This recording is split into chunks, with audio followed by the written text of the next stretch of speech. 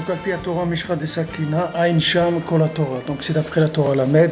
Il dit d'aller voir toute la Torah. Bon, Hachem, on a vu la Torah. Ve'aklal ki asagot elokut yefshar le'asig ki am yedei kama tzimtzumim.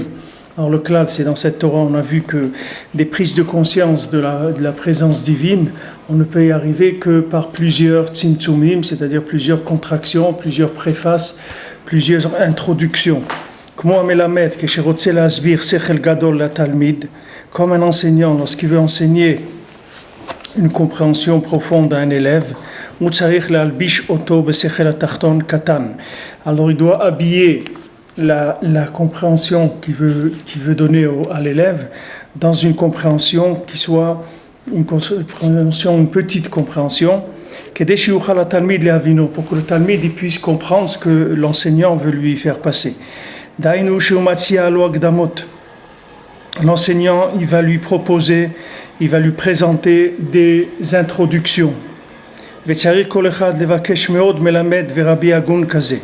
Il faut chacun, il doit chercher beaucoup un enseignant et un maître qui soit valable comme ça, c'est-à-dire qui sache enseigner. וכל מה שהוא קטן ביותר, הוא צריך רבי גדול ביותר. Et plus quelqu'un est petit dans ses capacités de comprendre, et plus il a besoin d'un rabbi qui soit grand. Comme on a trouvé au moment où les Bnei Israël ils étaient en Égypte, ils avaient besoin d'un très grand rabbi, d'un très grand maître. C'était Moshe Rabbeinu alav shalom. Donc du fait qu'ils étaient dans une situation qui était très très basse, ils étaient très loin d'Hachem, ils avaient besoin d'un très grand maître pour pouvoir leur présenter l'existence d'Hachem dans l'endroit où ils se trouvaient, qui est en Égypte. Donc chacun d'entre nous, plus on est loin et plus on est petit, et plus on a besoin d'un rav qui soit grand pour qu'il puisse nous donner des introductions, qui puisse présenter les compréhensions de façon à ce qu'on puisse y avoir accès là où on se trouve. Parce que si l'enseignant il enseigne à un niveau élevé, qu'on n'a rien compris, ça ne nous sert à rien. On ne peut pas utiliser ça.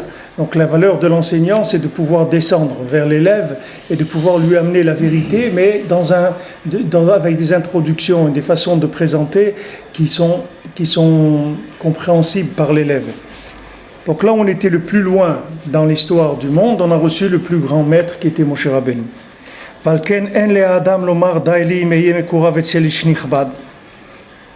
Donc l'homme ne doit pas faire l'erreur de se dire ça me suffit d'être proche d'un homme qui est honorable, même si c'est quelqu'un qui n'a pas un grand niveau.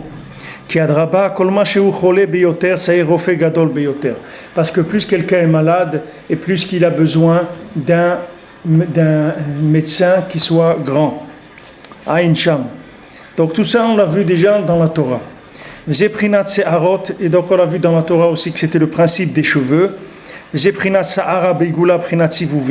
Que les cheveux qui étaient en frisés, c'était le principe du sechel qui tourne autour de la chose qu'on veut expliquer sans parler directement. Alors ça c'est le principe des cheveux par rapport au cerveau. C'est-à-dire les cheveux c'est des choses qui vont capter le sechel et qui vont faire des sivuvim, c'est-à-dire qui vont faire des introductions jusqu'à qu'ils arrivent au cerveau.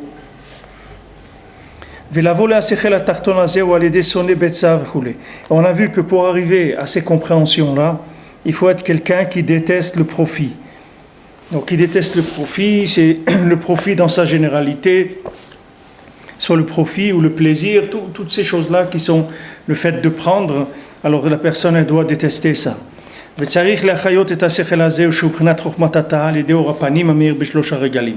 Et maintenant, une fois qu'il y a ce sechel-là, cet esprit-là, qui est l'esprit qui permet d'arriver à la conscience d'Hachem, il faut donner une vitalité en permanence à cet esprit-là, et ça on reçoit dans les trois fêtes. ולפעמים שנופל חס ושלום זה השכל שהוא בחינת מלכות, בחינת דלת, נעשה מזה ממשלת הארבע מלכויות. Et quand maintenant cet esprit-là, חס ושלום, il tombe dans la klipa, alors ça devient des pouvoirs, des quatre pouvoirs négatifs. והם רוצים להתחכם בחוכמות חיצוניות שלהם, שהם כסילות באמת על ידי שנפל אליהם זה השכל. Et eux, ils veulent maintenant réfléchir avec leurs chokhmot chitzoniot, c'est-à-dire avec leurs sciences qui sont profanes, qui sont béhémeth de la bêtise et de la folie. Le fait que maintenant ce sechel il est tombé chez eux, alors ils ont acquis en même temps le pouvoir de réfléchir, de parler, etc. C'est-à-dire que maintenant, quand nous on a l'obligation de chercher le sechel, c'est-à-dire de chercher l'esprit qui va nous amener à la prise de conscience d'Hachem. Si maintenant nous on ne cherche pas, alors il va y avoir le pouvoir d'Hachem qui va tomber dans les clipotes, puisque nous on ne veut pas le prendre, alors il va y avoir le pouvoir d'Hachem qui va tomber dans les clipotes. Maintenant, quand le pouvoir d'Hachem il tombe dans les clipotes, alors les clipotes elles ont comme on dit, elles ont la belle vie, c'est-à-dire elles dirigent dans le monde, elles font des choses, elles ont des idéologies qu'elles présentent au monde, etc. Donc nous quand on cherche Hachem, Béhémeth, on récupère le pouvoir d'Hachem. Le but c'est d'avoir le pouvoir d'Hachem chez nous. C'est pour ça que Rabbeinu l'a amené un machal, il a dit une fois qu'il y avait un roi qui a été se promener avec ses ministres, il a été à la chasse. Au milieu, quand ils étaient à la chasse, il y a eu un déluge. Il a commencé à tomber des trombes d'eau. Alors tout le monde s'est sauvé et ils ont laissé le roi tout seul. Alors le roi il a trouvé un paysan et ce paysan il a dit venez monsieur, lui il n'a pas vu que c'était le roi. Lui il a vu un monsieur qui est tout mouillé comme ça d'être dehors, il lui a dit venez, ne restez pas comme ça, venez chez moi. Et il lui a donné des habits, il lui a donné à manger, etc. Il s'est réchauffé. Alors, une fois que le déluge est passé, les ministres ils sont venus chercher le roi. Alors, ils l'ont trouvé dans cette maison de ce paysan. Alors, ils ont dit, bon, venez avec nous, on vous raccompagne au palais, etc. Le roi, il a dit, non, moi, je ne viens pas avec vous, parce que la seule personne qui s'est occupée de moi quand il y a eu le déluge, c'est ce paysan-là. Donc, je vais rester avec lui. Alors, Rabbeinu, il a amené ça pour parler de l'époque messianique. Il dit qu'à l'époque messianique, il va y avoir un déluge d'hérésie dans le monde. Ce déluge d'hérésie, il va noyer tout le monde. C'est-à-dire que même les plus grands dans la Torah, ils vont se noyer dans ce déluge-là d'hérésie. Alors quand ils vont se noyer dans le déluge d'hérésie, ils vont fabriquer une sorte de Torah qui ne soit pas une Torah qui cherche l'intérêt d'Akadosh Baruch Hu, cherche la malchut d'Hachem. Ce n'est pas une Torah qui cherche la royauté d'Hachem, c'est une Torah qui va servir d'autres intérêts. Alors quand Hachem il voit ça, il dit, bon, puisque c'est comme ça, moi, je vais aller chez les gens simples, les gens qui font les Teilim comme ça, un peu au Kotel, chez Rabbi Shimon, chez là-bas, Rabbi Ben Baranes, des gens qui sont assis comme ça, ils viennent simplement, ils sont pas conscients de la grandeur du roi, mais c'est des gens simples qui sont là pour faire plaisir au roi quand ils peuvent le faire, etc. Alors le roi il a dit moi je vais rester avec lui, c'est-à-dire moi je vais rester avec le paysan, c'est-à-dire que Hachem il a dit moi je vais rester avec les gens simples, ces gens simples qui font les Teilim, tout, moi je vais rester avec eux. C'est pour ça que Rabbeinu il a dit que Mashiach il viendra avec des gens simples qui font Teilim. C'est pas les Talmidei Chachamim qui vont emmener Mashiach, c'est des gens simples qui font le Teilim. Parce que plus quelqu'un il va être Talmid Chacham et plus quelqu'un il va être mouillé, il va être noyé par ces déluges d'Apikorsut. Les gens qui auront gardé un rapport simple avec Akadosh Baruch Hu, ces gens-là ils arriveront à passer toutes les épreuves qu'il y a, puisque ces épreuves-là, ça va être des épreuves principalement de Chokhmah. Et les gens qui de leur nature, ils n'ont pas tellement accès à la Chokhmah, alors eux, ils vont être protégés du fait que la Chokhmah, c'est pas tellement leur truc. Comme Rabbeinu, il rapporte aussi pour un Maasiyot qu'il y avait un pays où tout le pays, ils étaient des grands Chachamim, c'était des gens qui cherchaient la Chokhmah. Et le fait qu'ils cherchaient la Chokhmah, ils ont oublié la guerre. Ils ont oublié ce que c'était la guerre. Alors quand il y a eu des guerres, ils ne pouvaient pas se défendre, parce qu'ils avaient oublié ce que c'était la guerre. Eux, ils étaient intéressés que par la philosophie, les réflexions, les bochidushim, les choses comme ça, mais se battre avec le Yetzer, se battre avec Amalek, et tout ça, ils avaient oublié complètement. Ils étaient dans un monde qui était un monde complètement de réflexion, de chokhmah, etc. Alors maintenant, quand la chokhmah, elle n'a pas un rapport avec Malchut, si maintenant c'est pas chokhmah tata. C'est-à-dire qu'on ne peut pas avoir de rapport avec la royauté d'Hachem si on ne passe pas par Chokhmah Tata. C'est-à-dire tant qu'on n'a pas trouvé Hachem en bas, c'est-à-dire dans la matière, dans la vie de tous les jours, dans la parnassa, dans le shalom bayit, dans le chinour des enfants, dans le manger, dans le sommeil, dans les yeux, dans les oreilles, dans la bouche, dans tout ça, tant qu'on n'a pas trouvé Hachem là, on ne peut pas parler d'élévation de Malchut, élévation du pouvoir d'Hachem. Parce que l'élévation du pouvoir d'Hachem, c'est que de mettre au service le pouvoir qu'il nous a donné. Et maintenant, si j'utilise mon pouvoir pour mon intérêt à moi, c'est-à-dire mon profit, mon plaisir, et qu'à côté, ma chokhmah, je la donne à Hachem, c'est-à-dire je veux bien réfléchir dans la Torah, à trouver des chidushim, etc., ça n'intéresse pas Kadosh Baruch Hu, parce que ça ne fait pas monter la malchut. Ce qui fait monter la malchut, le pouvoir, c'est quand je donne mon pouvoir à Hachem. C'est-à-dire ce que je peux faire, et ce que j'ai besoin de faire tous les jours, ça je le connecte à Hachem. Et pour ça, j'ai besoin de ce rabbi, de cet enseignant, qui m'apprenne à trouver Hachem dans les choses qui sont les plus simples de ma vie. Donc à ce moment-là, plus quelqu'un il va être chacham, et plus les maaseh il donnera la malchut au malchut de Sitra Achara, c'est-à-dire à toutes les malchuyot qui sont des malchuyot qui sont neged Hachem mamash. ארבע מלכויות רוצים להתחכם בחוכמות חיצוניות שלהם ועיקר הראש שלהם הוא עמלק.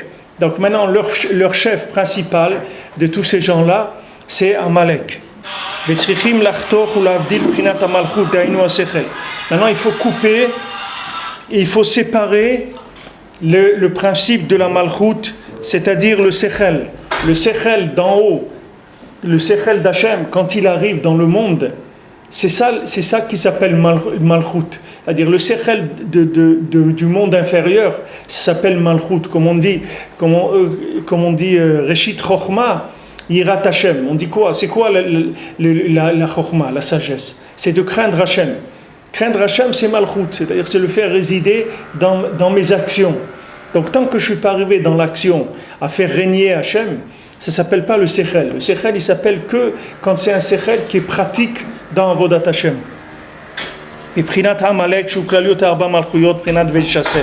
Donc maintenant, il faut que je sépare mon sechel.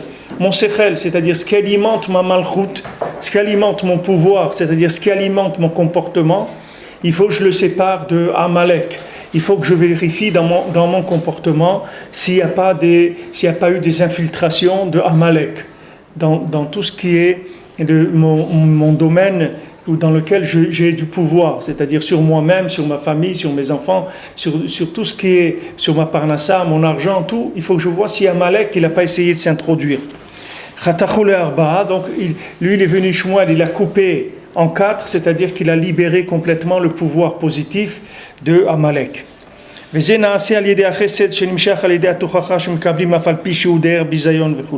Donc on avait dit là-bas que Rabbeinu l'avait rapporté que par le fait qu'on reçoit une tochacha, c'est-à-dire un reproche, alors le chesed il se révèle par le fait qu'on reçoit un reproche. Alors le tzaddik il remet la personne en place par rapport au chesed, c'est-à-dire quand il voit dans sa tfila que la personne dans sa prière elle a des mauvaises pensées, des pensées étrangères. Alors il sait que ces pensées-là elles viennent du fait qu'il a fait des averot, le fait qu'il a été connecté à Amalek ou à un de ses serviteurs, ça va faire que dans la Shemona Esrei, ou quand il veut prier, il n'arrive pas à avoir une pensée qui soit une pensée pure et propre du début de la prière jusqu'à la fin. Il a toutes sortes de pensées qui arrivent dans sa prière. Maintenant, ces pensées qui viennent dans la prière, ça n'est d'autre que les fois où il s'est révolté contre le pouvoir d'Hachem et qu'il a transgressé la Torah. C'est ça qui donne la force à ces pensées-là de venir quand lui il est en train de prier. Parce que comme la tfila, ça s'appelle Malchut, la tfila c'est le principe même de Malchut, alors dans la tfila vous allez avoir vous pouvez faire un scanner et voir où vous en êtes dans Malchut. Si maintenant dans la tfila vous n'arrivez pas à vous concentrer du début à la fin, la pensée elle s'en va dans tous les sens, ça veut dire que vous appartenez à ces gens-là qui envoient ces pensées-là. Le jour où maintenant vous arrivez à vous libérer complètement des mauvaises pensées pendant la prière, ça veut dire que vous appartenez plus ni à Amalek ni à ces quatre sous-fifres qu'il a mis dans le monde. Alors dans la tfila, il y a la révélation du pouvoir de chacun Béhémet où il l'a investi. Quelqu'un qui arrive à faire sa tfila tranquillement et qui est connecté à Hachem depuis le début jusqu'à la fin, ça veut dire qu'il est naquis complètement de Malchut de Sitra Achara. Maintenant, quelqu'un qui depuis le début à la fin, il est complètement chahuté pendant sa tfila par des pensées qui viennent de partout, même si ce n'est pas des pensées qui sont interdites, mais des bêtises, qui pensent à des choses qui n'ont pas lieu d'être maintenant pendant la tfila. Alors ça vient de Malchut de Sitra Achara. Puisque eux, ils ont pris le pouvoir par rapport que le pouvoir que lui il avait, il leur a transmis en partie. Donc eux maintenant, ils ont le pouvoir d'intervenir dans sa prière, puisque c'est dans la prière le ikar de la malchoute de quelqu'un. Toute la malchoute de quelqu'un, elle est dans sa prière. Le tzaddik, il est moshel avec sa prière. Quand le tzaddik il prie, c'est de la malchoute, puisque le tzaddik il est gozer et Hachem il est mekayem. Ça veut dire que le tzaddik, il a le pouvoir même sur Hachem avec sa prière. Quand le tzaddik, il prie, Akadosh Baruch Hu est obligé de faire ce que le tzaddik, il a décidé. Alors ça veut dire que dans la prière, il y a le inyan de Malchut. Comme le maasé qu'on a vu dans la Gemara de Rabbi Yochanan avec son beau-frère et qu'ils avaient une histoire, etc. Et maintenant, il devait lui demander Mechila à Rabbi Yochanan. Alors, sa femme, la femme de Rabbi Yochanan, qui était sa sœur, c'est-à-dire que lui, c'était le beau-frère de Rabbi Yochanan, alors elle lui a dit, va vite, avant qu'il fasse Tachanoun, qu'il demande là-bas que tous mes ennemis, ils tombent, etc. Parce que s'il a déjà fait Tachanoun, c'est terminé, c'est terminé.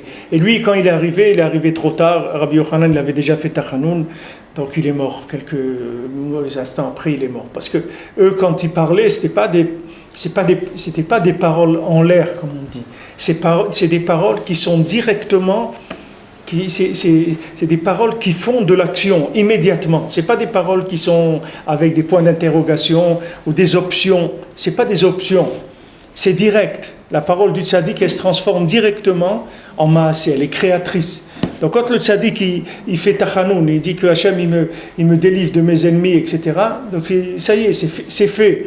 Tout celui qui est en marloquette avec lui, il va avoir des problèmes.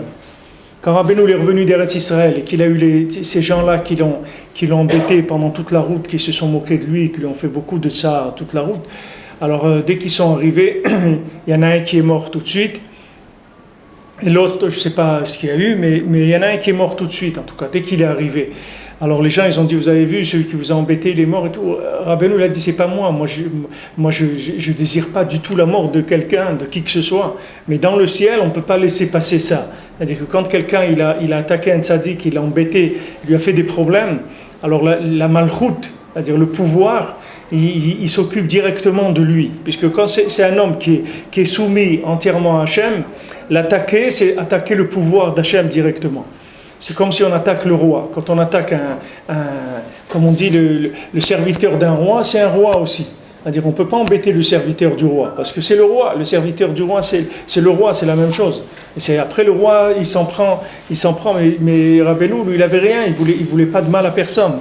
Il voulait pas de mal à cet individu.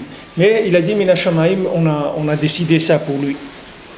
והלידיע תוכחה שמקבלים אף על פי שהוא דייר ביזיון כי כל הבלבולים באים מנשכים משעת התפילה והתפילה היא כפי התורה שזהו בחינת האיתולה תראה בעה. Donc maintenant la tfila elle est selon la Torah de chacun, comme il dit qu'il lui a emmené 2 œufs aitu iutre gviné, eux ils ont emmené 2 œufs, lui il a amené 2 fromages qui est shte prinot torot yesh Torah shenimshach me'azot dikdusha. Il y a une Torah qui vient de l'audace de la Kedusha. Et il y a des gens qui amènent de leur Torah de l'audace dans la klipa, comme donc les tfilot c'est pareil. Il y a des tfilot qui vont venir mitzad akdusha et des tfilot qui vont venir du côté de la touma, puisque c'est malchut du côté de la touma. Bien, maintenant, donc il faut recevoir les reproches que les tzadikim véritables ils nous font, afal pishu der bizayon, même si c'est des fois, c'est des choses qui vont nous faire honte. Et ça va faire chesed, c'est-à-dire que la personne, elle va se libérer de l'emprise qui a sur elle, de la sitra achara. Donc Rabbi Nathan, il a survolé un petit peu quelques éléments de la Torah. Alors, Rabbi Nathan il dit Veze prinat Pesach she'azat chalat itkarut Israël aviem shebashamayim al yedei Moshe Rabbeinu. Et c'est le Nyan de Pessah, que c'est à ce moment-là, c'est le début du rapprochement du Ham Israël à Akadosh Baruch Hu, grâce à Moshe Rabbeinu, Sheotzianu Az Mitzrayim, que Moshe Rabbeinu nous a fait sortir d'Égypte à ce moment-là, Vegila Lanu Asagat Elokut Bedrachim Niflaim, et qui nous avait fait révéler des compréhensions divines, des prises de conscience de l'existence d'Hachem par des chemins extraordinaires, Beotot Uvmoftim Noaim, avec des signes et des miracles redoutables, ou besichlim, gdolim ve'atsumim, et avec des compréhensions qui étaient très grandes et très profondes. Kihu patach lanu oradat, parce que Moshe Rabbeinu, c'est lui, ata oreta la da'at, c'est lui qui nous a ouvert la lumière du da'at. La lumière du da'at, ça veut dire savoir qu'est Hachem dans le monde. Vodia lanu elokuto ve'adnuto idbarach ve'itale. Et lui nous a fait connaître la divinité et la dnout, c'est-à-dire le pouvoir, la royauté d'Hachem Yitbarach, c'est lui qui nous a fait connaître ça. C'est le premier qui a divulgué dans le monde qu'il y a un roi dans le monde, il y a un dirigeant qui est Akadosh Baruch Hu, et il est présent mamash à chaque instant. C'est pas un Dieu qui est un Dieu d'un monde supérieur. C'est un Dieu qui est dans les mondes inférieurs. C'est pas un Dieu qui est dans les mondes supérieurs. C'est un Dieu qui est là et qui est présent dans chaque instant, dans chaque chose qui se passe dans le monde. Mais dans cette prise de conscience-là, c'est Moshe Rabbeinu qui nous l'a enseigné. C'est lui qui nous a donné cette conscience-là. C'est-à-dire, c'est ce qui donne le tzaddik. Le tzaddik qui donne une conscience. Le tzaddik il donne une conscience, c'est-à-dire que bien que quelqu'un connaisse la vérité, bien que quelqu'un il sache ce que c'est la Torah, bien que quelqu'un il sache ce que c'est la Tfila, maintenant avoir une conscience de l'existence d'Hachem dans sa Torah, dans sa Tfila, dans sa vie, ça il faut que ce soit Moshe Rabbeinu qui enseigne des sichliim extraordinaires, c'est-à-dire qui viennent avec des introductions, avec des façons de présenter, de parler, qui vont aider chacun à prendre conscience qu'est Hachem. C'est ça le but. Le but, c'est de prendre conscience qu'à Hachem. C'est pas de lutter uniquement avec des idées. Que la personne elle a des idées, elle lutte avec ses idées. C'est qu'on arrive à faire passer un esprit à travers une explication qui va changer la personne, qui va lui donner une prise de conscience qu'elle n'avait pas avant. Il y a une prise de conscience qu'elle n'avait pas avant. Je vous ai raconté un riche à Jérusalem, il allait faire son marché en bus, il avait une petite charrette ou un panier, il allait faire son marché en bus, et il revenait en bus chargé avec ses paniers du marché pour Shabbat. Alors on lui a dit, mais vous êtes milliardaire, vous avez des chauffeurs, des trucs, pourquoi vous prenez le bus?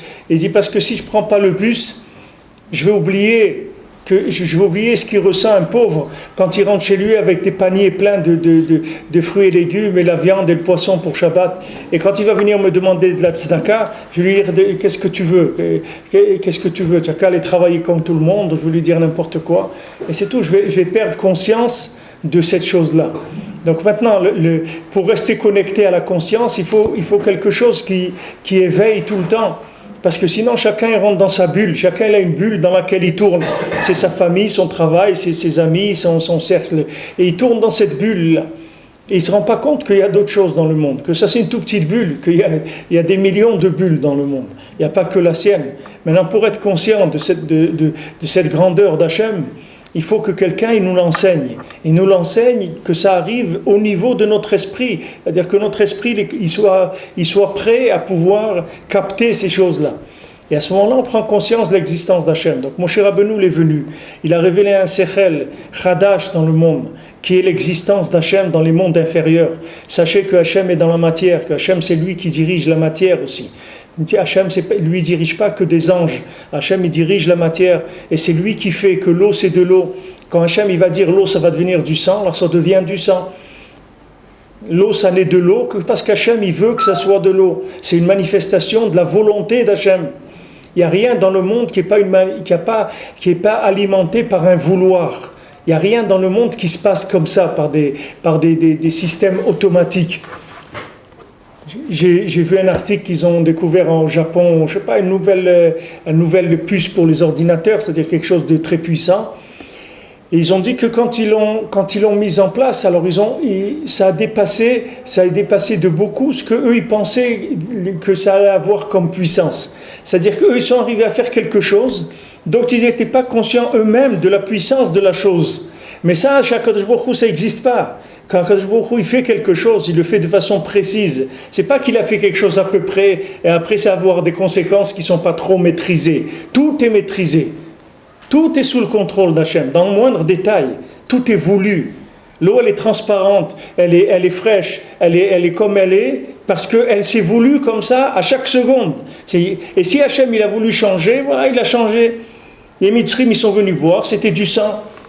Et quand il y avait dans les petits dessins là, pour les enfants, ils montraient sur la paracha, vous voyez un verre où il y a un Égyptien qui boit dans avec une paille dans le verre, et un Juif qui boit dans le verre. Alors vous avez le verre, vous voyez la moitié du verre c'est de l'eau, comme ça en hauteur, et la moitié du verre c'est du sang. Alors, ce qui boit l'Égyptien dans sa paille, vous voyez, c'est du sang, et le Juif quand il boit c'est de l'eau. Et dans le même verre il boit, parce qu'Akadosh Baruch Hu il pète mavdil, chaque chose dans le moindre détail. Donc ça, cette conscience-là, que tout est voulu, ça il faut qu'on vous l'apprenne. Pas qu'on vous l'apprenne comme de la gymnastique, mais qu'on vous la rentre. Pas qu'on vous l'apprenne, qu'on vous montre une démonstration. Il faut que ça rentre dans votre langage, jusqu'à que vous dites, ça y est, j'ai compris. Ça y est, ça m'est rentré. Ça y est, maintenant je sais ça. Ça y est, je sais que tout est voulu par Hachem. Je le sais. Quand une panne d'électricité, c'est voulu par Hachem. Quand je reçois un chèque, c'est voulu par Hachem. Quand j'ai ça, c'est voulu par Hachem. Tout est voulu par Hachem. Il n'y a rien qui est déconnecté du vouloir d'Hachem. Cette conscience-là, de vivre dans cette conscience-là, il faut un enseignant. On ne peut pas y arriver tout seul. Parce que nous, on n'est pas capable de se traduire à nous-mêmes des choses qui nous dépassent. Ce sont des choses qui nous dépassent. D'arriver à prendre conscience que tout est habité du vouloir d'Hachem, tout est mis en mouvement par le vouloir d'Hachem, tout est organisé par le vouloir d'Hachem. Ça, on ne peut pas être conscient tout seul. Il faut un maître comme Moshe Rabbeinu qui vient et qui nous enseigne ça. Il nous enseigne avec des choses merveilleuses, des choses extraordinaires. Vous voyez les plaies d'Égypte, l'ouverture de la mer Rouge, toutes ces visions qu'ils ont eues en traversant la mer Rouge, la manne, toutes ces choses-là, ce sont des choses qui ont fait comprendre aux gens que Yesh Boré Olam, qu'il y a un créateur. Et ce n'est pas un créateur d'une fois, comme ils disent le grand bing, ou le grand bang, ou le grand boom. Il n'y a eu ni boom, ni bang, ni rien, il n'y a rien eu du tout. Il y a eu Briata Olam, et il y a Briata Olam, et chaque jour il y a Briata Olam, et c'est voulu. Et si un matin Hachem il veut plus, alors il n'y aura plus, c'est tout. C'est pas, il n'y a pas il y a aucune obligation, il n'y a aucun automatisme. Hachem il a décidé que ce soit comme ça. Et il a décidé aujourd'hui que de recréer le monde et le ciel et la terre et le soleil, la lune et tout ce qu'il y a dans le monde et la moindre petite fourmi, le moindre insecte qu'il y a dans le monde, il a été recréé aujourd'hui aussi. Et ça, il y a un vouloir qui habite chaque chose. Maintenant, pour prendre conscience de ça, il faut un maître qui puisse nous dire, voilà, regarde comment il marche le monde, sache que toi aussi, il y a un vouloir d'Hachem. Tu as rencontré telle personne à tel endroit, il n'y a rien qui est comme ça, n'importe quoi. Tout est voulu. Ça, c'est la conscience, c'est ça qui s'appelle la sagot et l'okut. C'est la prise de conscience du vouloir d'Hachem à travers tout ce qui m'entoure.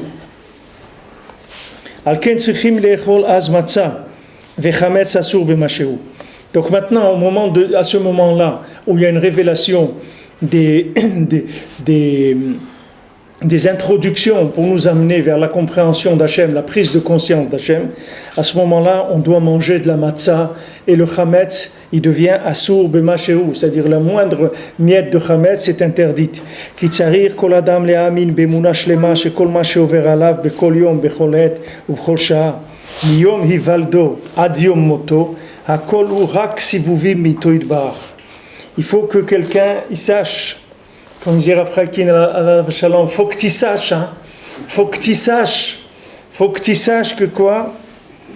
Que tout ce qui se passe avec chacun, chaque jour, chaque instant, chaque heure, depuis le jour où il est né jusqu'au jour où il va mourir, tout, c'est que des introductions, des préfaces qu'Hachem il lui fait, pour qu'il soit zoché d'être massig Hachem et de comprendre qu'il y a Hachem dans le monde. C'est tout. Voilà. Depuis le jour où il est né, depuis le premier biberon qu'il a pris dans sa vie, jusqu'au mikvé qu'on va lui faire avant de le mettre dans son trou, tout ce qui s'est passé avec lui, c'est que des mises en scène et des présentations pour lui faire comprendre qu'il y a Hachem dans le monde, c'est tout. Il n'y a rien d'autre. Il n'y a rien d'autre. Ça, il faut que ça soit clair dans la tête de quelqu'un. Maintenant, s'il dit « je m'excuse, j'ai pas compris », il n'a qu'à parler avec Hachem, il dit « j'ai pas compris le message de ça, j'ai pas compris. J'ai pas tout compris. J'ai compris une chose ou deux, mais tout ça, j'ai pas compris. » Alors, il n'a qu'à parler avec Hachem pour que Hachem lui répète la leçon, ou qu'il trouve un ami qui a compris la leçon, qui lui explique la leçon, etc. Mais il n'y a que ça dans le monde, il n'y a rien d'autre. Depuis le jour de la naissance de quelqu'un jusqu'au jour de sa mort, il n'y a que des présentations d'Hachem pour essayer de faire prendre conscience à l'individu qu'il y a un Boré Olam, pour qu'il sache qu'il y a un vouloir derrière chaque chose et que tout est voulu par Hachem. Et qu'il n'y a pas de terrorisme, et qu'il n'y a pas de marxisme, et qu'il n'y a pas de narcotisme, et qu'il n'y a rien du tout dans le monde. Il n'y a que Hachem, c'est tout ce qu'il y a dans le monde. Il n'y a rien d'autre. Et tout ce qui se passe, c'est la main d'Hachem. Donc c'est pas la peine de râler et de se révolter et de croire que celui-là il a fait ça et l'autre il a fait ça. Tout ce qu'il y a dans le monde c'est voulu par Hachem pour nous faire comprendre qu'il y a un Boré Olam, c'est tout. Il veut qu'on ait le mérite de prendre conscience qu'il est là, c'est tout. Et plus on aura pris conscience qu'il est là, et plus on ira directement de l'autre côté chez lui. Et moins on a pris conscience qu'il est là, et plus il nous faudra là-bas du temps avant d'arriver à se rapprocher d'Hachem dans le monde futur. Parce que l'homme n'a été créé que pour ça, et il n'y a aucun autre but dans la terre que celui-là. C'est-à-dire sur terre, on est venu pour ça. On est venu pour une leçon. C'est comme quelqu'un rentre à l'université pour devenir médecin, ou cordonnier, ou n'importe quoi. Et il est rentré à l'université, il s'est inscrit dans le cours de médecine, tout ce qu'il apprend, c'est uniquement pour devenir médecin, c'est tout. C'est pas pour autre chose. C'est-à-dire le programme, il a été fait par des gens qui se sont assis, quelques idiots qui sont réunis et qui ont essayé de décider, voilà ce qu'on va faire comme programme pour que les gens ils apprennent la médecine. D'accord? Donc maintenant, tout, dans chaque détail, ça va être pour apprendre cette rochma-là. Maintenant, l'Avdi, Akadosh Baruch Hu, il a fait pareil. Il a créé un monde dans lequel il n'y a que des appels et des enseignements surtout qui vont nous apprendre qu'il existe. C'est tout. C'est tout ce qu'il y a dans le monde. C'est un monde d'enseignement. Une fois, il m'a dit, Rav Scherter, il m'a dit, tu sais, ne crois pas que les gens, ils étudient pas. Les gens, tout le monde étudie toute la journée. Mais où tu étudies la Torah, où tu étudies avec les tzadikim, où tu étudies avec Amalek. Mais étudier, tout le monde étudie, tout le monde apprend toute la journée. Il n'y a personne qui a comme ça son cerveau et son cœur qui sont fermés complètement et qui est comme un mort-vivant. Chacun, il apprend des choses. Maintenant, dans ce qu'il apprend, il doit savoir, ça vient de qui cet enseignement-là? Est-ce que c'est un enseignement qui veut me rapprocher d'Hachem, qui va me montrer qu'il y a Hachem dans le monde? Ou c'est un enseignement qui ne va pas me montrer qu'il y a Hachem dans le monde?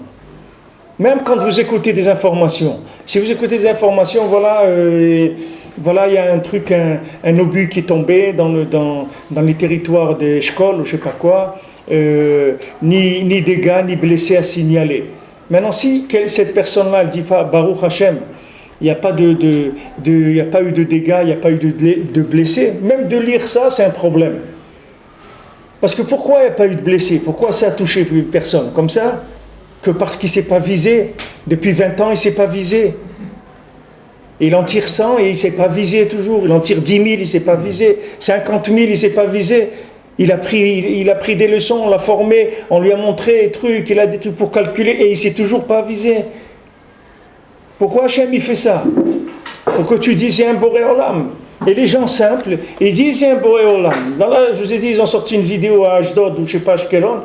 Vous voyez des gens simples comme ça, des Marocains, et Motzei Shabbat, ils sortent, et toutes les Katiouchas, ils sont tombés sur le parking, ils ont abîmé 10 voitures, ou je ne sais pas, et l'immeuble qui était à côté, il n'y a rien eu du tout. Et ils sont sortis, et ils ont dit, on doit aller dans les rues, marcher, et dire, Yesh Elokim Ba'olam, et ils crient, Shema Israël, Hashem Elokim, Hashem Elokeinu, Hashem Echad, un type sans barbe, sans rien, sans aucun truc. Il dit, venez, sortez dans la rue, dites, il y a Hashem, il n'y a que lui qui peut faire une chose comme ça. Il n'y a que lui qui peut faire, qui tente tellement des trucs, et ça abîme que des voitures, ou ça abîme rien du tout. Mais jusqu'à quand ces gens, ils ne savent pas tirer?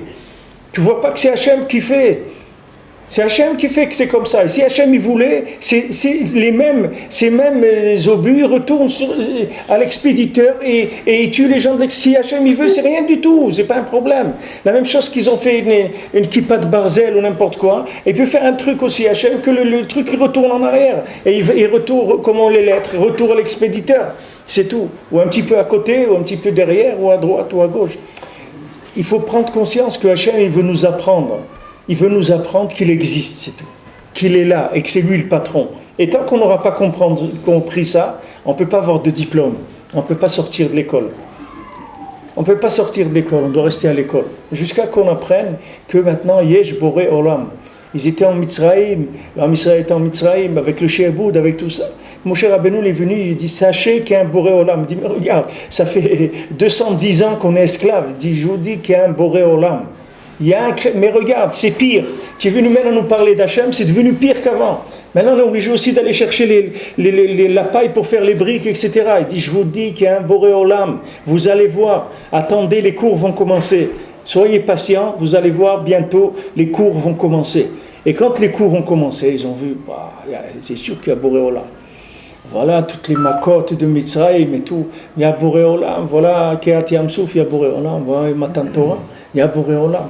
C'est tout ce qu'il veut à Kadosh Baruch Hu. Kadosh Baruch Hu, il veut qu'on reconnaisse qu'il existe. Même pas pour lui. Lui, il n'a pas besoin de ça. Hachem, la notion de besoin chez Hachem, elle n'existe pas. C'est nous qu'il a besoin de nous faire plaisir. C'est ça qu'il veut. C'est-à-dire qu'il veut qu'on soit proche de lui dans le monde futur. Donc il nous a mis dans un centre d'adaptation, un centre de formation dans lequel on apprend qu'il y a un Boré Olam. Et quand on a besoin de quelque chose, on apprend. Et comme tu dis à un enfant, quand tu lui donnes un bonbon ou quelque chose, qu'est-ce qu'on dit? Il dit merci. Ah, tiens. Il donne, qu'est-ce qu'on dit? Merci. Tiens. Hachem, il veut qu'on lui dise merci, il veut qu'on apprenne que qu'on a besoin de quelque chose. Au lieu de lever le téléphone pour appeler son beau-frère ou son beau-père ou son cousin pour lui demander un prêt, il veut que d'abord on lève le téléphone, on appelle Hachem, on dit Hachem, j'ai besoin d'un frigidaire, Hachem, j'ai besoin de ça. Hachem, j'ai besoin d'un truc. Hachem, j'ai besoin.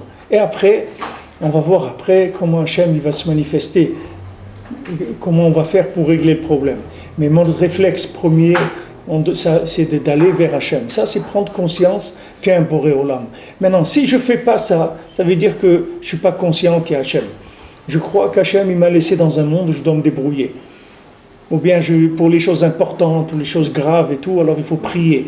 Mais pour des choses qui sont plus simples, c'est pas la peine de prier. Non, c'est pas vrai. Hachem, il veut qu'on prie pour chaque chose, qu'on remercie et qu'on demande pour chaque chose. Quand on a reçu quelque chose, première chose, merci Hachem. Merci Hachem, tu m'as donné ça. Baruch Hachem, regarde, ça va, Baruch Hachem. J'ai fait des analyses ou des trucs, ça c'est bien, Baruch Hachem, on va un médicament qui m'a soigné, Baruch Hachem, j'avais mal là, Baruch Hachem, j'ai plus mal, merci mon Dieu. Maintenant après, on a besoin de quelque chose, on demande. C'est ça qu'il veut Hachem, pas c'est tout. Tout le reste après, c'est que du fignolage. Mais le Ikar, c'est ça. Quand elle te dit refouach Shlema, qu'est-ce que tu dois dire? Quoi? Quand la personne elle te dit, elle sait que tu as un problème, elle te dit refouach Shlema. Ouais. Qu'est-ce que tu dois lui dire toi? Non, ça veut dire... Tu lui dis Amen. Amen. Amen, parce qu'il te fait une bracha. Parce que je le dis, Baruch Hashem qui a changé. Parce que ma sœur dans le Maroc, qu'est-ce qu'il m'a fait? Le gars, il doit se faire du souci. Si pendant un mois, il n'a rien eu. Ouais. Il veut dire quoi? Que je bois, il m'aime plus. Alors, vachement qu'on Si apprend de là. quelqu'un il dit tu refouaches les mains, il faut lui dire Amen. C'est une bracha. C'est-à-dire qu'il fait descendre la refoua. Il te fait une bracha pour tirer la refoua. C'est écrit dans Zohar HaKadosh, c'est rappelé dans les paroles de Rabbeinu plusieurs fois, que l'Ikar de la création du monde, ça a eu lieu pour connaître, pour prendre conscience de l'existence d'Hachem.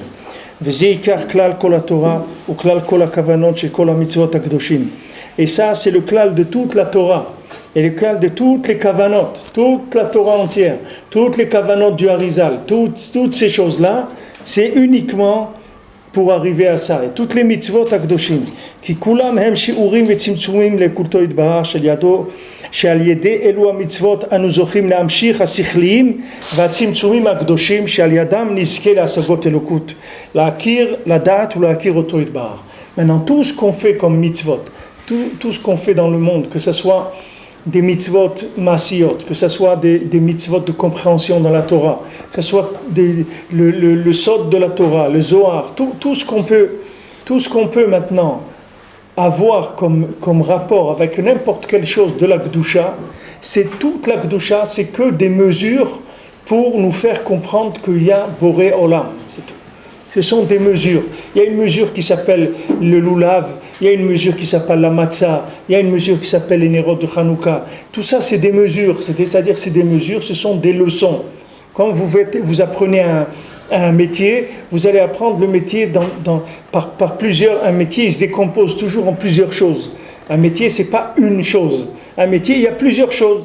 Vous voulez apprendre, par exemple, l'imprimerie, vous allez apprendre qu'est-ce que c'est le papier. Il faut que vous sachiez qu'est-ce que c'est du papier, qu'est-ce que c'est de la pâte à papier, comment on fabrique le papier, qu'est-ce que c'est, avec quoi c'est fait, quelle est sa réaction, quelle humidité il y a dans le papier, quel truc. Ok, ça c'est une chose. Après, il faut apprendre une autre, après une autre, après une autre. Après. Maintenant, chaque angle, c'est ça qui va faire qu'à la fin, la personne elle connaît un métier. Maintenant, connaître HaKadosh Baruch Hu, c'est pareil. Ça veut dire que chaque mitzvah, tu as appris sous cet angle-là, tu as appris les tefilin. Les tefilin, ils t'ont fait apprendre qu'il y a Hachem dans le monde, c'est la leçon, le cours qui s'appelle tefilin. Il y a un cours qui s'appelle tzitzit, il y a un cours qui s'appelle brachot, chaque chose comme ça. Chaque chose, c'est des shiurim, c'est des mesures qui permettent de comprendre. C'est-à-dire que c'est des leçons qui sont des contractions de principes très élevés qui nous permettent de comprendre. Donc, cette notion de contraction, elle n'inclut pas de souffrance. Ou elle inclut aussi la souffrance. La souffrance, non, c'est pas nécessaire. Parce qu'ailleurs, dans notre Torah 77, on va toujours faire rentrer un dard dans quelqu'un, c'est l'obliger à descendre, c'est l'obliger à se contracter. Ça passe par une épreuve, ça passe par un tsar dans le Torah 77, ça passe par une tristesse, par une épreuve ou par une humiliation dans la Torah. Là, on parle des tzimtzumim, c'est-à-dire de contraction, mais de façon gentille. Il y a pas, ici on ne parle pas de notion de souffrance. De toute façon, il n'y a pas un lien qu'on doit souffrir pour la seule souffrance qui existe, c'est uniquement des principes d'accélération pour que la personne elle arrive, bien qu'elle n'a pas suivi la marche qu'elle devait suivre. C'est-à-dire que quelqu'un, par exemple, il a séché des cours, il n'est pas venu un cours de ça, un cours de ça, un cours de l'autre. Après, à la fin de l'année, pour qu'il passe l'examen, il faut qu'on fasse quelque chose pour qu'il arrive à se présenter à l'examen, puisqu'il a séché pas mal de cours. Alors ça, c'est la souffrance qui a passé parce que la personne n'a pas utilisé la méthode.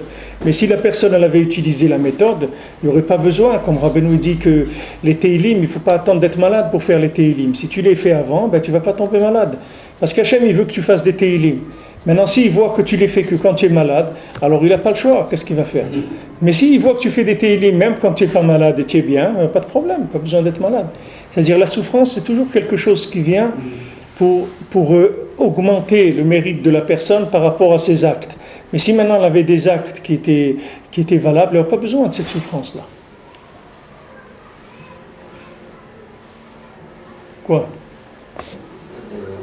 C'est le principe de la société de Tfilin, c'est-à-dire aussi d'Ara, aussi Machol. Et chez Trochma, il y aura. Et on parle, on va avoir le mérite de prendre conscience de la présence d'Hachem dans le monde. C'est pour ça que je vous demande ça. Il y a d'autres taux, c'est pour ça que je vous demande cette taux-là. En général, quand on parle de contraction, on parle quand même de prendre la tête de quelqu'un, dans une image, prendre la tête de quelqu'un et vous le faites comme ça, vous appuyez dessus. Même si c'est pour lui faire du bien, c'est pour qu'il fasse un peu de place à Hachem, ça ne fait pas forcément plaisir. Et voilà, c'est la histoire qui rentre dans le feeling, c'est vraiment dans le temps. C'est ça, c'est un tsar, on est obligé d'avoir cette histoire qui va tenir.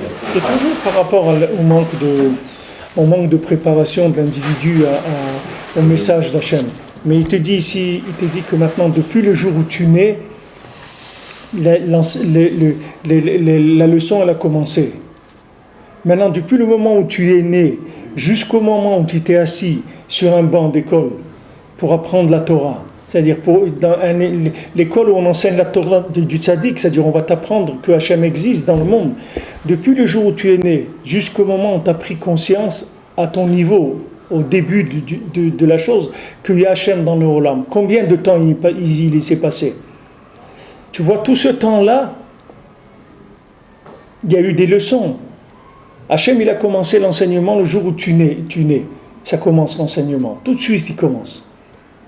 Comme c'est écrit à Yitzhak de Berditchev, il a fait tchouva, même sur quand il prenait le lait de sa mère et des fois il lui faisait mal. Sur ça aussi, il a réparé. Tu vois, les Betlers, ils montaient dans le Zikaron, ils montaient, ils allaient réparer ces choses-là. Tout réparer. C'est-à-dire que maintenant, dès que tu nais, et Rav, comment il s'appelait, le Rav Tzadok HaKohen de Miloublin, lui, il dit que dans le ventre de la maman, déjà, tu commences à te préparer à sortir.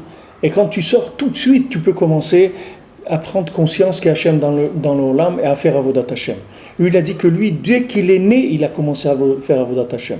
À l'instant même où il est né, on lui a fait Netilat Yadayim, on a fait ce qu'il fallait, et ça y est, ça a commencé à être un Avodat Hachem. Et il n'a fait que progresser toute sa vie. Mais il y a des gens, ils sont réveillés à 8 ans, un autre jour sa bar mitzvah, un autre à 20 ans, un autre à 30, un autre à 40, 50, 60. Mais toutes ces années où tu n'as pas appris, tu crois que maintenant, quand tu t'es réveillé à l'âge de 30 ans, les 30 ans de cours, tu vas les apprendre. On va te mettre 30 ans encore, tu ne peux pas. D'abord, c'est des cours pour bébé, ce n'est pas des cours pour 30 ans. Chaque période, elle a, c'est pour ça que Rabbi Nathan, il dit, il ne faut pas dire, voilà, Sukkot, il est passé. Il dit, il ne faut pas dire Sukkot est passé. Il faut dire Sukkot, il est rentré, il n'est pas passé. Pourquoi il est rentré? Parce que ce que tu as appris, ce Sukkot-là, tu ne l'as jamais appris avant. Et tu ne pourras jamais l'apprendre après. Parce que c'est une leçon qui est adaptée au kélim de la personne à tel moment de sa vie. Il y a des choses qu'on peut apprendre à un moment dans sa vie, et il y a des choses qu'on ne peut plus apprendre. Alors maintenant, quand les gens ils ont des isurim, Ashrei Aish Asher Teyasrenuka, tu comprends? Pourquoi il a besoin des isurim? Parce que tu rentres dans des principes d'accélération. Les isurim, c'est dans des principes d'accélération. Sinon, il n'y a pas besoin d'isurim. Tu t'assois à l'école, tu viens à l'heure, tu fais tes devoirs, il n'y a aucune raison que tu aies des isurim. Même dans la Avodat Hashem elle-même, l'angle de présenter la Avodat Hashem avec de la souffrance, même chez Rabbeinu, ça n'existe pas. Même ça, chez Rabbeinu, ça n'existe pas. Rabbeinu l'a dit, je m'excuse que j'ai abîmé mon corps avec des jeûnes et tout. Si je savais ce que c'était Hitbodedut, jamais j'aurais jeûné. Ça veut dire quoi? Ça veut dire qu'avec Hitbodedut, tu vas tout arranger. Tu n'as pas besoin de forcer, tu n'as pas besoin de faire quoi que ce soit. Puisque maintenant, tout ce que Hachem présente à toi, c'est pour que tu saches qu'il existe. Maintenant, il n'y a pas une plus grande preuve qu'il existe que si tu prends le temps de venir lui parler. Et il n'y a pas une plus grande preuve que tu n'as pas conscience que Hachem il existe si tu ne peux pas t'asseoir 1 heure parler avec lui. Si au bout de 5 minutes tu bouillonnes et tu deviens fou, il n'y a pas une plus grande preuve que tu ne crois pas qu'Hachem il existe. Si tu croyais qu'Hachem il existe, tu peux t'asseoir 1 heure parler avec lui. Lui demander, voilà Hachem, voilà j'ai ce problème, j'ai ça. Comme il avait raconté une fois le Rav Shik, il dit avec quelqu'un, il est venu au kotel et il montrait sa dent à Hachem où il avait mal. Alors il était devant le kotel, il ouvrait sa bouche, il disait Hachem, ici, là on regarde, là en haut, là, il lui montrait tout. Et maman, j'ai prié Betmemoud, Behemet, mais lui il est conscient qu'il y a Hachem qui existe. Je vous dis, c'est Herschler, voilà, celui qui tout à l'heure, il était là quand on est rentré, son frère, la Binyamin Herschler. Je vous dis, il a perdu une dent. Et il avait du tsar, qu'est-ce qu'il a, 40 ans, 42 ans. Et il m'a dit, j'avais un tsar terrible d'avoir perdu cette dent. Et il allait tous les jours au kotel, il dit, Hachem, j'ai du tsar que j'ai perdu une dent. Et bien il m'a montré, sa dent l'a repoussée à l'âge de 40 ans, 42 ans. Il m'a dit, regarde, elle est Khadasha le Gamri, elle vient de pousser. Maintenant, est-ce que quelqu'un il peut te faire pousser une dent 40 ans, 42 ans? Ça n'existe pas. Mais celui qui a pris conscience que Hachem il existe, ça y est, c'est fini. Toutes les leçons, c'était pour que tu prennes conscience de ça. Et d'un autre côté, tant que tu n'as pas pris conscience de ça, tu n'as rien compris encore. Donc après, si tu veux, les Issourim, ils vont se régler par rapport à ça. Comme on voit, Torah Azot, chez Zéou Prinat Seharot, Prinat Shiura de Advan de Oraita. Donc, quand Rabbeinu l'a amené les Seharot, que c'est Prinat Seharot, c'est Prinat Shiurim, Shiurim de Advan de Oraita, c'est-à-dire que tout ce qu'il y a dans le monde, ce sont des enseignements, des leçons. Alors, tu as des leçons de débutants, tu as les leçons de première année, deuxième année, etc. Ça, c'est les Shiurim de la Torah. Ça, c'est les shiurim de la Torah. Il y a des shiurim comme ça, et des shiurim comme ça. Qu'est-ce que c'est un shiur? Quand on fait un shiur, c'est quoi? Un enseignement, oui. Qu'est-ce que c'est un shiur? On dit, voilà, tu dis un chiour de Kérévite, qu'est-ce que c'est? C'est un enseignement de Révite. Un chiour, c'est un enseignement, oui. Alors quand tu dis, voilà, est-ce qu'il y a chiour Révite ici? Est-ce qu'il y a un enseignement de Révite dans cette chose-là? Alors le Révite, c'est un enseignement. Le Kabetza, c'est un enseignement. Tous les shiurim, c'est un enseignement. Toutes les mesures, c'est des enseignements. Et tout ce qu'il y a dans le monde, c'est que des enseignements. Mais c'est des enseignements qui sont adaptés à différents individus, à différents moments de leur vie, et différents niveaux, etc. C'est ça ce qui s'appelle un enseignement. Si quand tu es sorti d'un cours de Torah, tu as compris qu'il y a Hachem dans le monde, ça veut dire que cet enseignement, il t'a donné des mesures. Maintenant, si tu n'as pas compris qu'il y a Hachem dans le monde, alors ça veut dire que soit les mesures elles sont trop hautes, soit elles sont trop faibles, soit c'est pas des mesures du tout, soit c'est quelque chose qui ne te touche pas. Donc tu n'arrives pas à t'engager avec ça. Ce qui s'appelle shiur de Torah, c'est quelque chose qui développe l'engagement. Il faut que tu t'engages, c'est ça qui compte. Pourquoi Rabbeinu dit faire étudier la halacha? Parce que la halacha, c'est pour l'engagement. La personne qui fait le Shulchan Aruch, c'est parce qu'elle est engagée. La personne qui étudie autre chose que Shulchan Aruch, ça prouve rien dans son engagement. Rien du tout. Et il y a des gens qui ne peuvent pas étudier Shulchan Aruch, ça ne leur plaît pas. Pourquoi? Parce que ça ne stick pas le cerveau. Ce n'est pas un plaisir du cerveau. Quand c'est étudié simplement, il n'y a pas de plaisir dans le cerveau. C'est comme si tu dis, tu prends le code pénal, tu le lis. Quel plaisir il y a à lire ça. Va apprendre le code pénal par cœur, tu vas voir que c'est très dur à apprendre, parce que c'est quelque chose qui ne te parle pas, c'est très dur. Alors maintenant tu prends Shulchan Aruch, tu commences.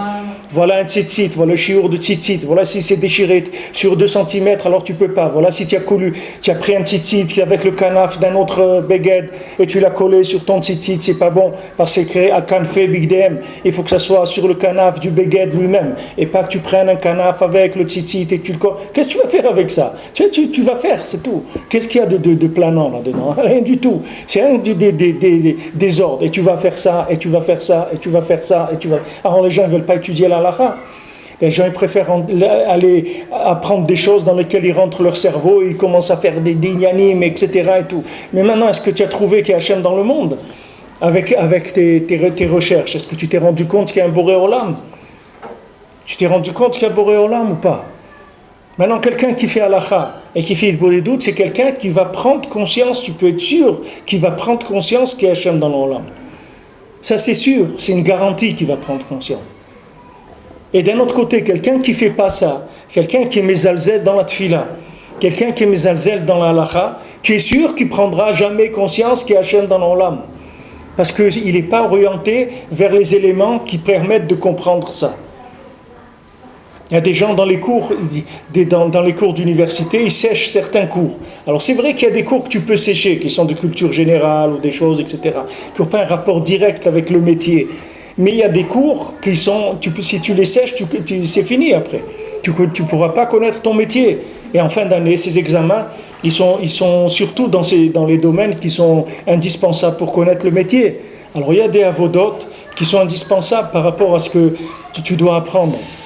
Tu veux apprendre qu'Hachem il existe, alors le Rebbe vient, il t'apprend, il te dit voilà, tu as 2 choses que tu dois faire.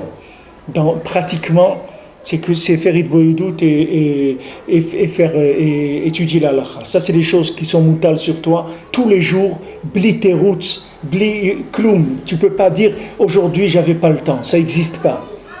Chaque jour de ta vie, tu dois faire ça, parce que sinon, ça veut dire que tu as fait l'école buissonnière. Et l'école buissonnière, ça coûte cher à la fin de l'année. À la fin de la vie, ça coûte cher l'école buissonnière. Mais si tu viens, monsieur, absence, aucune absence. Déjà ça, que quelqu'un, il n'a aucune absence, déjà ça, la moitié du jury, il est déjà réglé. Parce que quelqu'un qui s'absente jamais, ça veut dire que c'est quelqu'un qui veut. Maintenant, il est arrivé, il est bouché, n'importe quoi, mais il est là. À 8 heures, il est là, il est assis. Ça veut dire tous les jours de sa vie, il a fait Hitbodedut. Depuis le jour où il s'appelle qu'il a commencé à vivre. Donc, on ne parle pas avant, c'était un mort-vivant. On ne parle pas d'avant. On parle le jour où il a pris conscience, que le tzaddik lui a dit ça. Voilà, il a fait. Pourquoi Bar Kapara il dit que Kol hashoneh alachot bekol yom, muftach lo shehu ben ha'olam haba. Il te le dit, prends Mishnah Bura, l'Akdama du Mishnah Bura, Aleph, il te dit tout celui qui étudie 2 halachot le matin et 2 halachot le soir, ça s'appelle Ve'agitabo yomam valayla.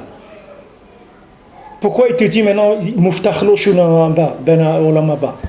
Pourquoi on garantit à quelqu'un qui étudie des halachot, 2 halachot le matin, 2 halachot le soir, qu'il est sûr qu'il va avoir olam haba? Pourquoi? Parce que quelqu'un qui étudie la halacha, ça veut que c'est quelqu'un qui veut savoir qu'est-ce qu'Hachem il attend de lui. Comme le Tam, il demande au Chacham, il a reçu la lettre du roi, il demande au Chacham, il vient pas le Chacham, le Tam du roi, l'envoyé du roi, il dit au Tam, j'ai une lettre pour toi que le roi t'a envoyée. Ah bon, le roi il m'a envoyé une lettre? Oui, j'ai une lettre. Alors le Tam il dit, qu'est-ce qu'il y a écrit dans cette lettre? Il lui dit, voilà, Hachem il veut te voir, il veut que tu viennes chez lui. Et il dit, pas de problème, tu es sûr, tu ne fais pas un coup, c'est pas une blague. Il dit, non, c'est très sérieux. Le roi, voilà la lettre et il te demande de venir, il veut te voir. Alors il dit, pas de problème, il va préparer ses vêtements, etc. Ça, c'est la même chose. Quelqu'un qui vient et dit, qu'est-ce qu'il y a écrit dans la lettre? Là-bas, pas besoin, dis-moi, qu'est-ce qu'il faut faire? Qu'est-ce qu'il faut faire? Comme c'est écrit dans les Chot Talmud Torah du Rambam, on l'avait fait, je l'avais lu ici. Il Chot Talmud Torah du Rambam. Il dit que quelqu'un qui est d'un mauvaise midot, c'est assourd de lui enseigner la Torah. Il n'a pas le droit d'apprendre la Torah. Mais quelqu'un qui est tam, quelqu'un qui est simple, tu as le droit de lui apprendre la Torah. Pourquoi? Parce qu'il dit que c'est quelqu'un qui est concerné que par le maasé. C'est-à-dire il cherche qu'est-ce qu'il faut faire, le tam. Donc lui, même s'il a des mauvaises midot, tu peux lui enseigner la Torah. C'est pour ça que tu vois des gens dehors et que tu vois qu'ils ont des mauvaises midot. Et tu vois qu'ils sont même proïm comme ça, un peu comme ça, ils sont pas bien. Mais fais attention, parce que ces gens-là, tu les vois comme ça, mais des fois c'est des gens qui sont très très engagés dans la Hirat Shamayim. Mais seulement ils ont des mauvaises midot. Mais eux, c'est des gens très très engagés. Il y a des gens dans les inyanim de Gdusha, des choses et tout, tu ne peux pas t'approcher d'eux. C'est des gens, ils ont eu des nisyonotes dans leur vie, ils ont tenu dans des nisyonotes incroyables. Incroyable, si tu racontes, moi j'ai entendu des gens sans barbe, sans rien, sans kippa, sans rien. Tu vois les épreuves qu'ils ont eues dans leur vie de Gdusha, c'est incroyable dans quoi ils ont été Omed. Tout pourquoi? Parce que c'est des gens simples, ils sont intègres. Mais ils ne sont pas chacham, mais ils sont intègres dans leur façon de vivre. Alors eux, tu peux leur enseigner la Torah. Parce que dans la Torah, ce qu'ils veulent savoir, qu'est-ce qu'il faut faire? Quand je me lève le matin, qu'est-ce qu'il faut faire? Alors vous faites ça. Après, les chaussures, comment on les met? Comme ça. Ah oui, d'accord, merci. Après, comme ça, et je peux me changer comme ça, je peux faire comme ça. Est-ce que devant la mezouza, j'ai le droit de me changer? Les gens te demandent, j'ai le droit de me changer ma chemise devant la mezouza? Tu vois, c'est tout ce qui les intéresse. Le gars, il dit, c'est tout. Alors ça c'est des tzadikim, ça. Ça, c'est des tzadikim, parce que c'est des gens qui cherchent le maasé. C'est pour ça que les muftach lo sheu ben olam haba. Un type qui apprend la halakha, c'est sûr qu'il va aller dans l'olam haba. Parce que c'est quelqu'un qui cherche à savoir, Hachem, qu'est-ce que tu attends de moi? Qu'est-ce que tu veux de moi? Voilà, je suis disponible. Est-ce que tu m'as mis dans ce monde? Dis-moi ce que je dois faire pour être en accord avec toi et pour te trouver. Il dit, voilà, mon fils, je t'ai envoyé Rabbi Yosef Karo, il t'a écrit Shulchan Aruch. Voilà, tout est écrit là-bas. Vas-y, fais ce qui est écrit là-bas et t'es tranquille. C'est tout. Ah, tu n'arrives pas, il y a des halachot que tu n'arrives pas à faire. Alors là, tu demandes de l'aide, tu demandes à Kadosh Baruch Hu de t'aider, d'être Mikayem la Torah. Mais le Shulchan Aruch, c'est la base de la vie d'un juif. Si quelqu'un, il n'a pas ça, il n'a rien. Quelqu'un qui ne connaît pas Shulchan Aruch, il ne connaît rien du tout. Même s'il sait, c'est comme quelqu'un qui vient te faire, il va te faire maintenant une conférence sur la physique nucléaire. Okay? Pendant 2 heures, il te dit, voilà, les trucs, il se passe ça. Après, quand tu finis, il dit, monsieur, j'ai faim. Il dit, pardon, vous parlez de quoi? Il dit, non, mais j'ai faim, je vous donne à manger. C'est pas de ça qu'on parle, ici, on est dans la physique nucléaire, tu comprends? Maintenant, le Shulchan Aruch, c'est pas la physique nucléaire. Le Shulchan Aruch, c'est pour t'apprendre, voilà ce que Hachem, il veut de toi. Ça et ça et ça et ça, avec des dioukim, des nyanim, et chaque chose elle a sa place. Maintenant il y a plusieurs déot, prends une déa, Rabbeinu il dit, prends une déa d'un rav sérieux, c'est tout, et tu peux y aller. Tu veux faire Ben Ishraï, fais Ben Ishraï, tu veux faire Rav Shlomo Gansfried, fais Shlomo Gansfried, tu veux faire Bet Yosef, tu veux faire ça, fais ce que tu veux. Prends un qui te plaît, et vas-y, fais comme il dit lui, c'est tout. Du moment où c'est un rave qui est reconnu et tout, c'est pour ça qu'à l'halakha, ils sont reconnus, il n'y a pas de problème. Tu peux le suivre dans la halakha. Et de l'autre côté, tu vas parler avec Hachem. Il n'y a pas plus conscient de l'existence d'Hachem qu'un individu qui vient rendre des comptes à Hachem tous les jours et lui demander ce dont il a besoin. Et d'un autre côté, il n'y a pas moins conscient de l'existence d'Hachem qu'un Ben Adam qui vient, la moindre des choses, d'aller voir ton patron et de lui dire, voilà ce que j'ai fait aujourd'hui, c'est la moindre des choses, non?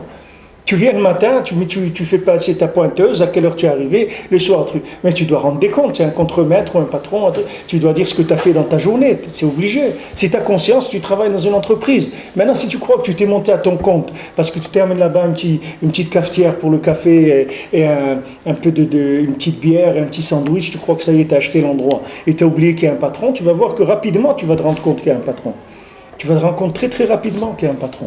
Donc celui qui vient, qui référence, qui vient devant son patron, il parle avec lui. Et d'un autre côté, il regarde sa feuille de route, comme on dit, pour regarder qu'est-ce que le patron il attend de lui. Ça, tu ne peux rien lui demander de plus.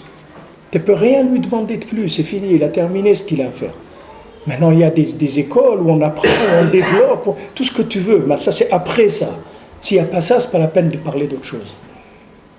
Il y a des gens qui se laissent embarquer dans des études, des grandes études, des trucs. Il dit, monsieur, moi je dois manger, moi, monsieur. Est-ce que ce métier-là, il va m'apprendre à manger? Est-ce qu'il va me donner quelque chose que je peux faire quelque chose et manger avec? Si je peux faire quelque chose pour manger, je le fais, sinon non. D'abord, il faut manger, il faut que la neshama elle mange, il faut faire le Ratson Hashem. Quelqu'un il va apprendre des inyanim, il est mechalel le Shabbat. Tous les Shabbats, il est mechalel. C'est parce que c'est Moukse, c'est parce que c'est Dibour de Shabbat, c'est parce que c'est Marshava dans Shabbat, c'est rien du tout.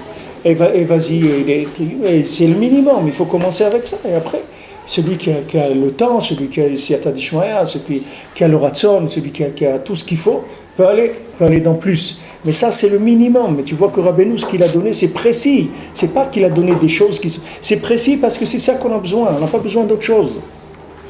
Après ça, c'est ouvert, si tu veux. Et encore, il faut faire attention que tu ne sois pas chokhmato meruba mima'asar, parce que là, ça va détruire tout ce que tu peux avoir comme Yirat Shamayim. Si quelqu'un il a chokhmato qui est plus grande que ma'asar, toute la Yirat Shamayim qu'il a, elle s'en va. Enfin, ça aussi, et après, même quand quelqu'un il étudie, il faut qu'il fasse attention. Kana.